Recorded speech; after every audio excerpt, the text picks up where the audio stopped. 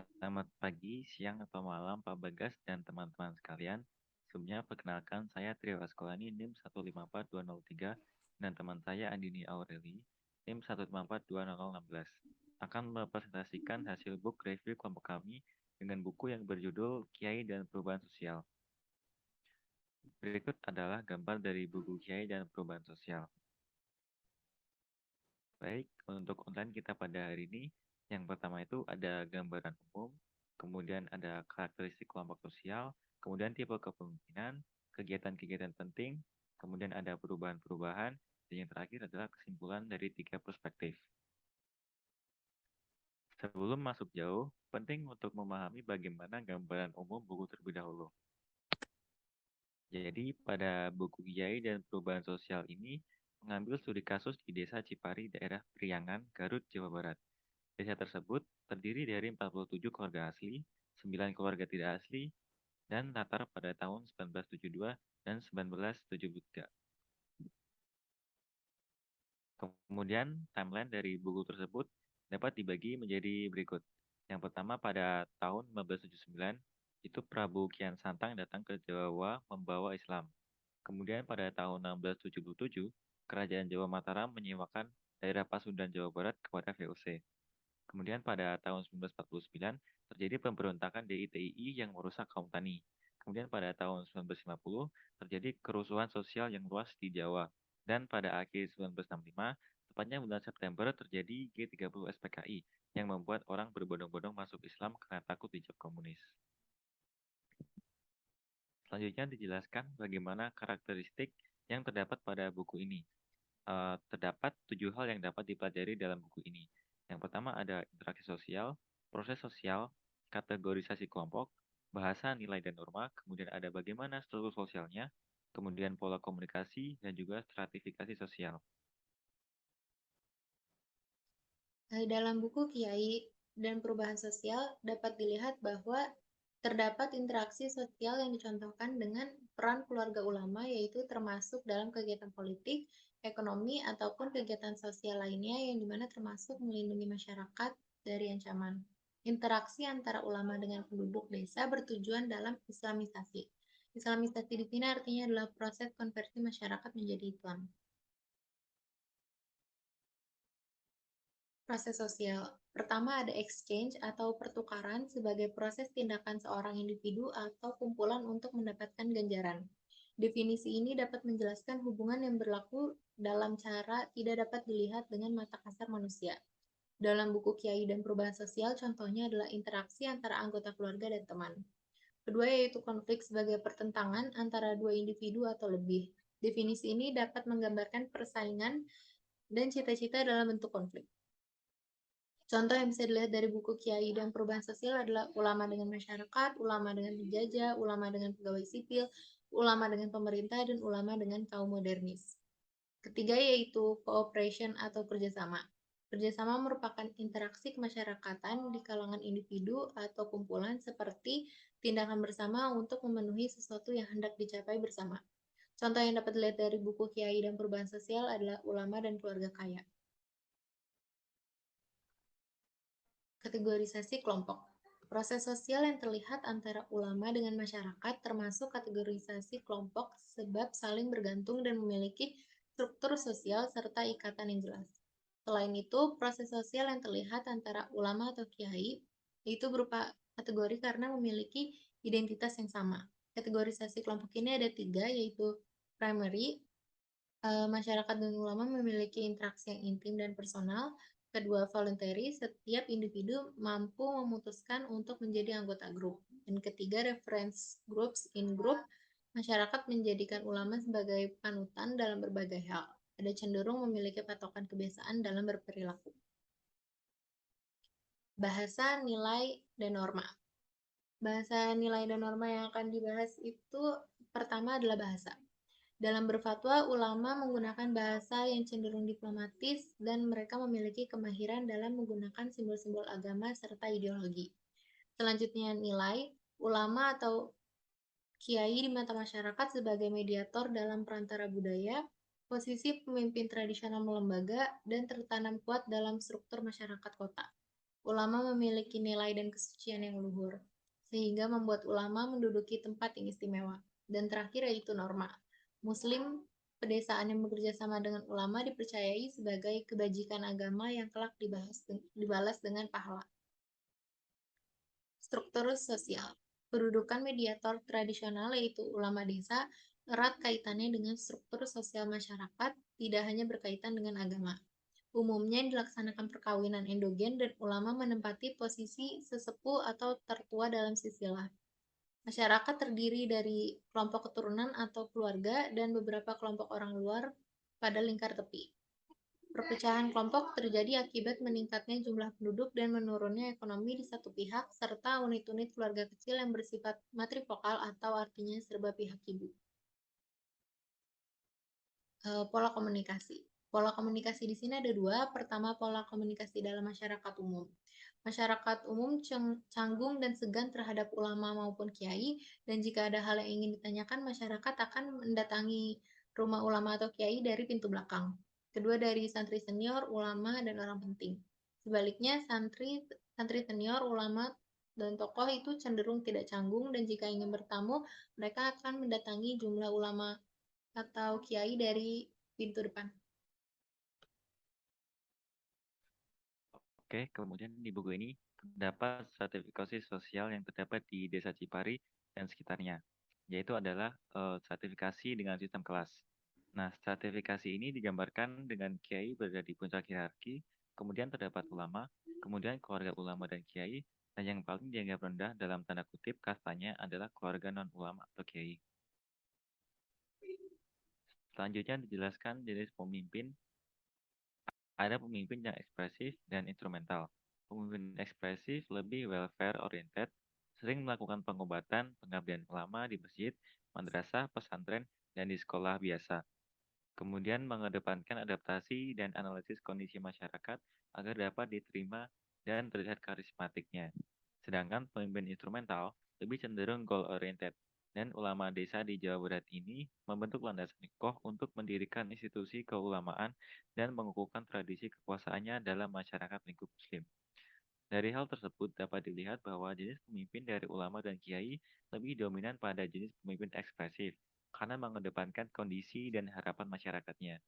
Namun ulama dan kiai pun dalam setiap usahanya didasarkan tetap pada tujuan utama, yaitu menghidupkan kehidupan beragama Islam yang baik. Kemudian terdapat gaya kepemimpinan yang bisa diambil, yaitu terdiri dari tiga. Yang pertama itu ada laissez-faire, yaitu gaya dengan pergerakan selalu berdasarkan pendapat anggota dan berusaha selalu mensinkronisasikan kepentingan. Hal ini diterapkan oleh ulama dan kiai, terutama dalam pemecahan masalah baik internal maupun eksternal, karena semua berdasarkan harapan masyarakatnya. Kemudian tipe yang kedua itu ada demokratik, yaitu gaya yang mengutamakan posisinya sebagai fasilitator sehingga anggotanya dapat berkembang dengan lebih.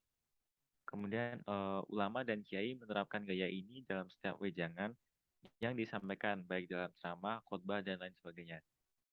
Kemampuannya dalam berdialog dan sikap karismatiknya inilah yang dapat mendorong masyarakatnya. Dan yang terakhir itu adalah authoritarian, yaitu gaya kepemimpinan yang sangat bergantung pada kekuasaan formalnya. Gaya ini tidak diterapkan oleh ulama dan kiai. Selanjutnya, bagaimana hubungan dengan sistem dalam pedesaan? Di desa, ulama itu gelar didapatkan dari keturunan, namun bukan merupakan faktor utamanya. Kemudian, ulama desa itu memberi bantuan pinjaman dan kebutuhan desa lainnya, dan desa-desa kecil Pasundan Priangan berkedudukan semi otonom. Sedangkan kiai, bagi masyarakat itu, kiai sebagai posisi sentral dan panutan, memiliki pengaruh yang lebih. Kemudian bagi pria, sebagai pemimpin dan motivator, sedangkan bagi wanita sebagai pemberi doa, restu, dan penasihat, dan mengkoordinir pengadaan fasilitas yang didanai hartawan. Nah, keduanya itu mempunyai persamaan di antara keduanya. Yang pertama itu ada melakukan pendekatan berangsur dengan memperhatikan kondisi dan harapan masyarakatnya. Kemudian otoritas moral sehingga harus berhati-hati dalam segala tindakan. Kemudian mendukung perubahan atau modernisasi yang sesuai hukum Islam. Kemudian ada memberikan treatment yang berbeda pada setiap segmen masyarakat. Dan yang terakhir menasihati, mendoakan, dan mengatasi masalah. Kemudian, bagaimana hubungan dengan luar pedesaan? Kalau ulama itu cenderung lebih sebagai wakil dan perantara, kemudian menghindari terlalu banyak pembicaraan partai politik dan negara Islam, kemudian memiliki jaringan dengan ulama lain dan kiai, berorganisasi, membantu kiai menyebarkan pengaruh. Sedangkan kiai lebih cenderung sebagai pemimpin dan penghubung, lebih tidak ingin berhubungan dengan pemerintah, berhubungan dengan wartawan dan pihak lainnya, dan sumber ilmu dan aspirasi bagi ulama. Kemudian dijelaskan apa yang menjadi penyebab integrasi di desa atau kalangan ulama dan kiai tersebut. Yang pertama itu karena memberdayakan keturunan, yaitu garis kekuasaan keluarga diatur dengan baik sehingga perlu mengatur perkawinan dan melatih keturunan. Keluarga ulama sebagai pusat jaringan masyarakat Islam. Kemudian yang kedua adalah penafsir dan pelaksana hukum. Ulama dan kiai sebagai pemimpin dan penghubung.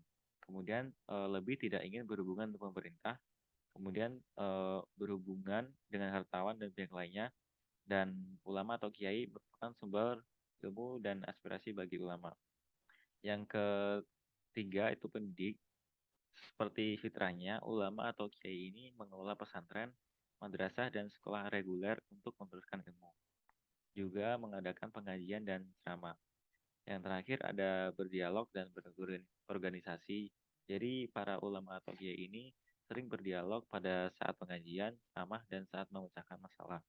Berorganisasi menjalin hubungan baik demi kepentingan bersama, baik dengan sesama kiai dan atau ulama maupun pemerintah. Selanjutnya, terdapat penyebab disintegrasi antara pemerintah dengan kalangan ulama dan kiai tersebut. Yang pertama, karena pengembangan pemerintahan, khususnya perkembangan stabilitas politik di kota dan mengurangi peran kepemimpinan masyarakat atau tradisional. Penyebab selanjutnya adalah partai dan organisasi politik Islam, karena organisasi-organisasi Islam merefleksikan kecenderungan pengkotakan sebagai aliran yang menimbulkan perpecahan. Terakhir, kepemimpinan tradisional karena adanya modernisasi yang suka diatasi. Contohnya, aliran modernis yang mengatakan bahwa ada hal buruk yang dipertimbangkan apakah itu sengaja atau terpaksa. Hal ini yang ditakutkan mengganggu merusak hukum Islam. Kedua, integrasi masyarakat dalam sistem nasional dan lokal sehingga hilangnya kekuatan politik dan ekonomi dan hilangnya relevansi peran baik di masyarakat, sistem nasional atau keduanya. Perubahan sosial atau social movement. Perubahan yang terjadi setelah Orde Baru adalah adanya perluasan Islam yang dilakukan oleh para ulama dan kiai kepada masyarakat setempat yang tidak terlepas dari pengaruh mereka. Ulama mendapatkan pengaruhnya melalui loyalitas komunitas terhadap keturunan utama, sedangkan kiai mendapatkan pengaruhnya melalui kualitas karismanya karena kepercayaan masyarakat setempat kepada seorang kiai. Selain itu, ulama dan kiai membantu masyarakat dalam proses modernisasi yang timbul dari perubahan zaman dari Orde Lama ke Orde Baru dengan menyaring dampak sekularisme dan ancaman komunisme agar tidak masuk ke dalam komunitas. Namun, ulama dan kiai di pedesaan Jawa Barat pada umumnya cenderung menolak perubahan dan mempertahankan kedudukan yang berpengaruh dalam sistem tradisional. Selain itu, ditemukan beberapa peristiwa pergerakan sosial lainnya, yaitu pendekatan oleh ulama dan kiai yang dilakukan secara terencana untuk membawa kehidupan Islam di tengah masyarakat. Salah satu cara menyukseskannya yaitu dengan membagi rata daerah bimbingan setiap ulama. Kedua, difusikannya Parpol Islam pada tahun 1973, sebagian organisasi pemuda yang mendapat subsidi dari partai-partai Islam membubarkan diri atau menyatakan independen dari organisasi induk mereka. Dan HMI atau Himpunan Mahasiswa Islam mengalami kemerosotan sejak pemerintah mengurangi pengaruh mahasiswa dalam penentuan kebijaksanaan. Kesimpulan. Jadi dapat disimpulkan, dalam buku tersebut membahas tentang teori struktur sosial fungsional di mana kiai berperan sebagai mediator, ulama dianggap sebagai pejabat, sedangkan kiai memiliki pengaruh yang lebih besar. Kemudian ada teori simbolik di mana ulama dan kiai lebih dipercaya oleh masyarakat daripada pegawai sipil. ulama dan kiai tetap menjaga karismanya agar tetap dipercaya oleh masyarakat. Selanjutnya ada teori konflik di mana terjadi konflik ulama dengan penjajah, konflik ulama dengan pemerintah, konflik ulama dengan masyarakat, dan yang terakhir terdapat perubahan sosial. Nah, sumber perubahan sosial yang terjadi antara ulama atau kiai dan masyarakat yaitu adalah social movement atau pergerakan sosial. Berikut merupakan daftar pustaka yang kami gunakan. Dan sekian dari kami, kurang lebihnya mohon maaf. Wassalamualaikum warahmatullahi wabarakatuh.